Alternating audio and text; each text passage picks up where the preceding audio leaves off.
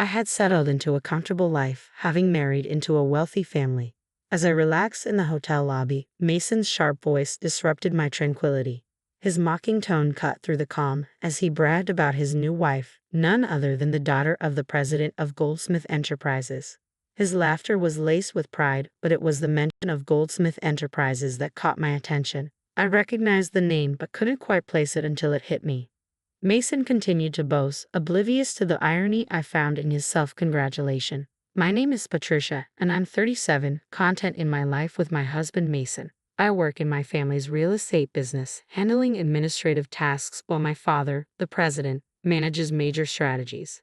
As an only child, I'm expected to eventually take over the company. Despite the looming responsibility, I carefully balance my personal and professional life, especially around Mason. Mason, who completed high school and works for a moving company, has a demanding job that I respect. To avoid making him feel inadequate, I rarely discuss my university degree or my anticipated future as president. Mason and I met through a mutual friend during college. After my friend's move, which was managed by Mason's company, she introduced us. Although Mason was initially interested in her, after she turned him down, we began to get to know each other. His easygoing nature complemented my meticulousness, and our relationship blossomed. We married in our late 20s after a brief courtship, and our marriage has been smooth, bolstered by the warm acceptance of Mason's parents, a welcome contrast to the usual in-law challenges.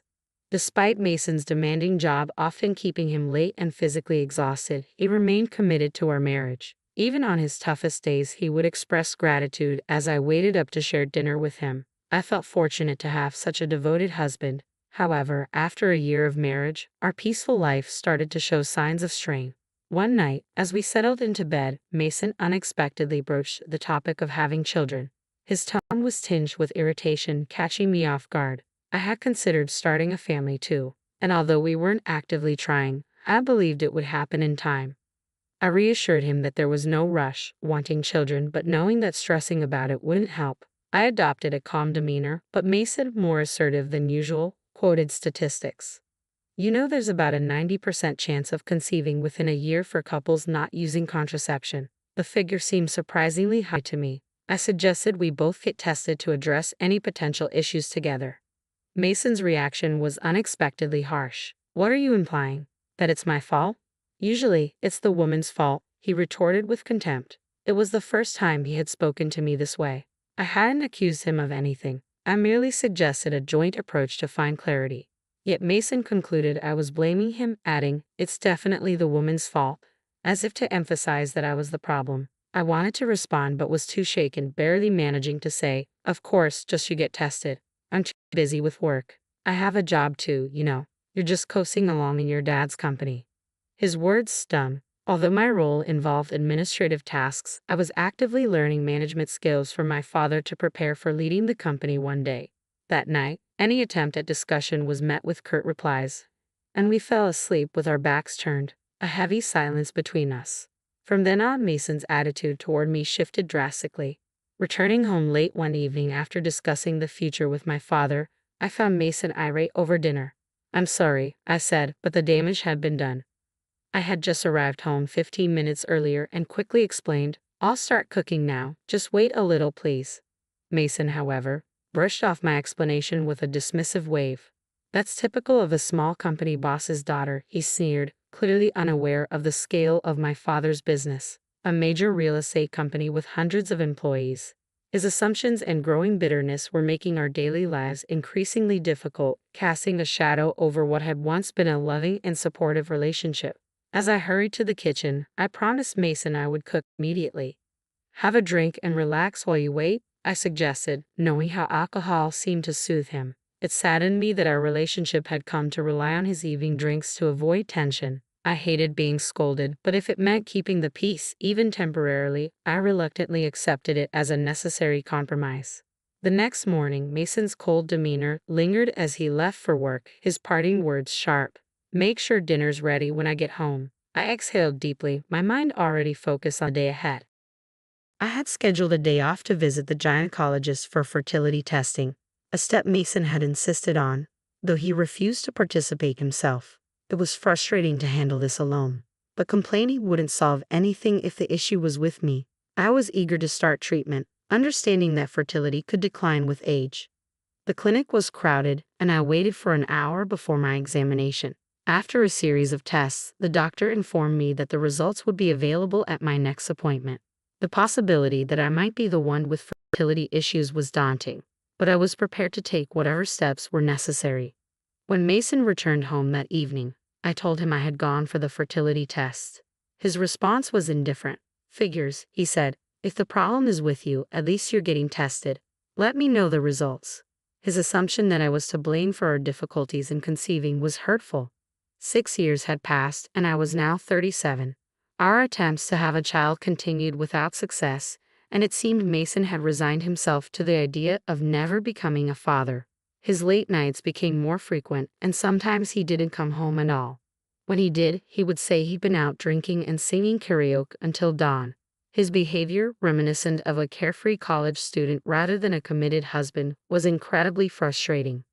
My work had become more demanding, and the dream of starting a family had to be put on hold.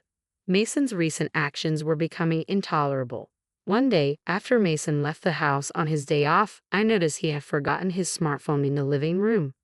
I picked up Mason's forgotten phone with the intention of returning it to his room, but it rang just as I grabbed it.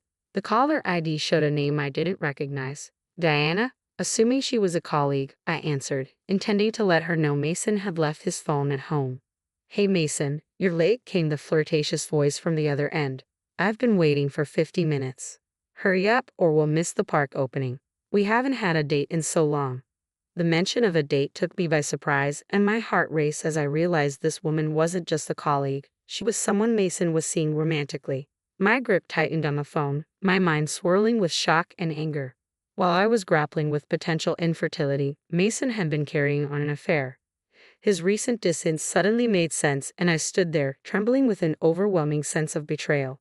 Determined to confront the situation, I started gathering evidence of his infidelity. Unlocking his smartphone with his birth date was effortless, and what I found was a call history and messages filled with affectionate and intimate exchanges with someone named Diana. Each message turned my stomach, but I meticulously documented everything, taking photos with my phone before returning his device to its usual spot, pretending nothing had changed. A month passed in this unsettling state of our fractured marriage until one day, my father, the president of our company, called me into his office. "I have something important to discuss with you," he said solemnly. His grave tone caught me off guard, and I braced myself for more stress. That evening, sensing that a change was imminent, Mason suggested we consider separating. I had already been contemplating how to address the divorce, given his infidelity, so his initiation was unexpectedly convenient. "Yes, let's get a divorce," I agreed, feeling a grim sense of relief. I agreed quickly, and Mason looked taken aback by my readiness. He seemed hopeful about his future with Diana, though his relief stung. I signed the divorce papers he presented, and he said nonchalantly, "I'll file these tomorrow. I'm leaving this house." "Are you sure about the mortgage?" I asked casually, suspecting he hadn't fully considered his financial situation without me. His job was demanding but not lucrative, and I doubted his ability to manage the mortgage payments on his own. Nevertheless, he appeared confident, or perhaps just naive. Given his betrayal, I felt no obligation to ease his transition. I moved back to my parents' house a few days later. They were initially concerned about my well-being but became furious when I explained Mason's infidelity. They supported my decision to leave him and reassured me repeatedly that parting ways was the best decision. Throwing myself into work, I tried to move past the emotional turmoil of my failed marriage. A year passed in a blur of commitments and projects. One evening, seeing how exhausted and stressed I had become, my father suggested, "Why don't you take a trip? It's going to get busy starting next month." Concerned for my well-being and grateful for the suggestion, I decided to take a solo trip to the Northeast, craving a change of scenery and some peace. The crisp, refreshing air of the Northeast seemed to cleanse my weary soul. The kindness of the locals helped mend my spirit. I decided to book a stay at a renowned hotel in Los Angeles, indulging in the best experience possible. After checking in, I relaxed in the lobby with a welcome drink, letting the fatigue of my journey melt away. I felt so at peace that I half-jokingly mentioned moving to Los Angeles. Just then, a familiar voice pierced through the calm. "Huh? Hey, what are you doing here?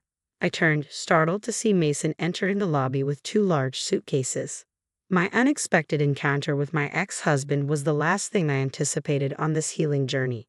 As I absorbed the elegant charm of the Los Angeles hotel lobby, reality jolted me when I spotted Mason with a young woman on his arm. She appeared to be in her early 20s with flawless skin, bold makeup, and striking red nails. Her attire, a short skirt, seemed out of place given the cold weather. My eyes locked onto them in disbelief. "Why are you here, and who is she?" I blurted out, my curiosity getting the better of me despite my doubts about wanting answers. "Oh, let me introduce you," Mason said with a hint of excitement. I hadn't seen Mason in a long time, so his appearance took me by surprise. "This is Diana, my new wife," he announced with a smirk. "We're on our honeymoon, and guess what? She's the daughter of a wealthy businessman." The name Diana hit me like a wave. She was the same Diana from the phone call months ago. I felt a surge of discomfort at Mason's obvious pride in marrying someone so much younger and well-connected. "You're here alone?" Mason sneered, his voice dripping with disdain. "That's sad." Beside him, Diana eyed me with a smirk. "Hey Mason, is this your ex-wife? She looks so old." "Hurry up with the check-in," she said, her tone sharp and irritated. I managed to maintain my composure as Mason casually draped an arm around her, boasting, "Yeah, I'm set for life now. Marrying into money. You keep struggling in your modest life." Mason's high-pitched laugh cut through the serene atmosphere of the lobby, a stark contrast to the tranquility I had been enjoying. He continued to flaunt his new life. "Yeah, Diana is Goldsmith's daughter. You know Goldsmith Enterprises," he added, his pride palpable. The mention of Goldsmith Enterprises rang a bell. I recalled it as Mason's face lit up with childlike glee. "Impressive, huh? Her family's loaded. They even paid off our house mortgage quickly. Thanks for making the divorce easy, Patricia," he said sarcastically. "Yeah, I know them. They're in that big building downtown, right?" "I've been there," I replied calmly, barely fazed by his remarks. Mason looked surprised. "Oh, you've been there? Well, her family owns a huge company, so breaking up with you was the right choice," he smirked maliciously. I nodded, still calm. "That building, it's part of our real estate holdings," I mentioned casually, as if recalling a minor detail. "What do you mean, our real estate?" Mason and Diana chimed in together, both perplexed. "That building is rented by my father for his most prestigious office," I explained. "I'm not sure if your company is involved in real estate, but it's certainly not a shabby building." I spoke with a serene tone, though their skepticism was palpable. I knew there was no turning back. "Yes, I'm aware of how grand it is. I was there when my father purchased that building for about $500 million. Recently, he mentioned a tenant was behind on their rent. It turns out it was your company. My father is a real estate magnate with assets worth $5 billion, and that building is one of them. Goldsmith Enterprises has been the tenant for the past few months, and they haven't paid their rent." I watched their reactions closely. Diana burst out laughing, disbelief written all over her face. "That can't be true.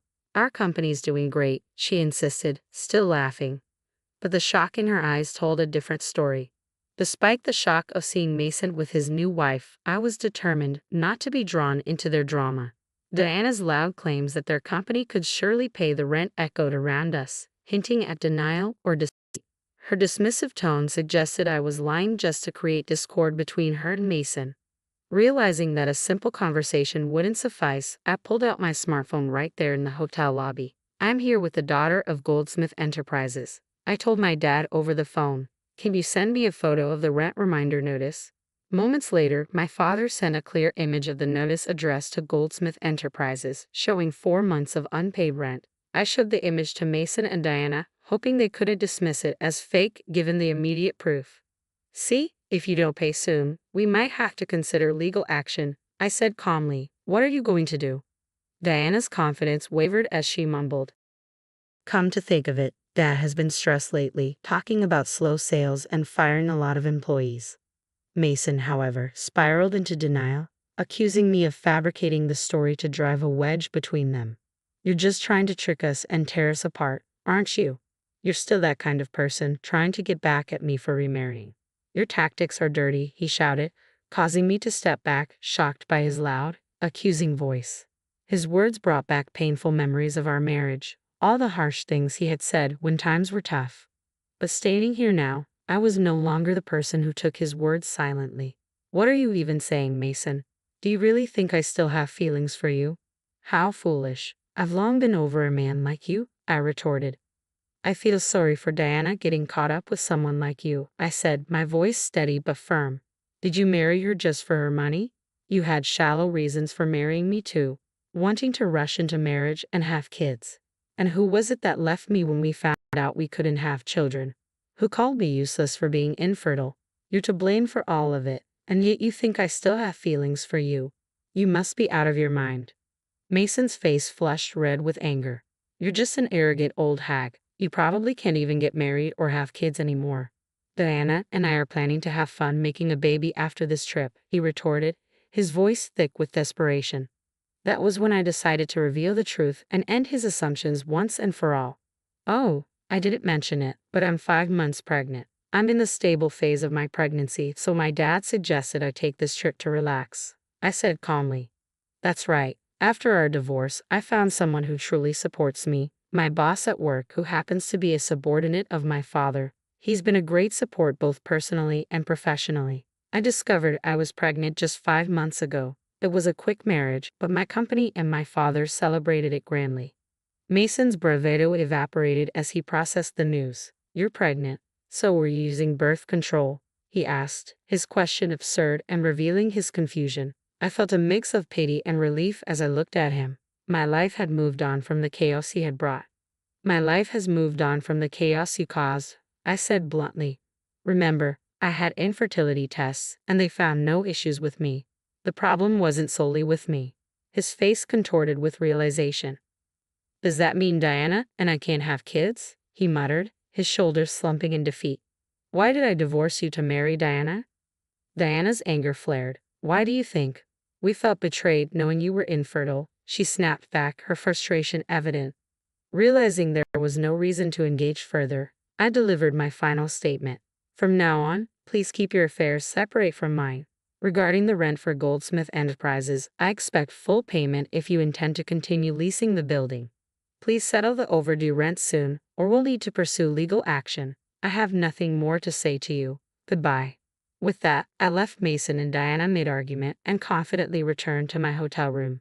Upon my return, my husband greeted me with a warm smile. Welcome back. Sorry I couldn't help around the house. Was everything okay? It was fine. I'm just glad you got to relax, he replied, his smile genuine and comforting. Since marrying my current husband, I felt reassured daily, and thoughts of Mason had faded into the background. After that incident, I didn't see Mason again. Through my father's contacts, I learned that Mason and Diana's situation had worsened. Despite Mason's initial belief that he was marrying into wealth, he discovered that Goldsmith Enterprises was deeply in debt. News broke on TV about an employee at Goldsmith Enterprises embezzling millions. Diana's father had tried to cover up the fraud to protect the company's reputation, but once the scandal became public, Goldsmith Enterprises' stock plummeted, and the company lost its credibility. A mass exodus of employees followed. In such dire straits, it was clear they couldn't cover their rent, let alone recover from the scandal. This turn of events reaffirmed my relief in having moved on from that chapter in my life, as I focused on a future filled with stability and genuine affection with my new husband.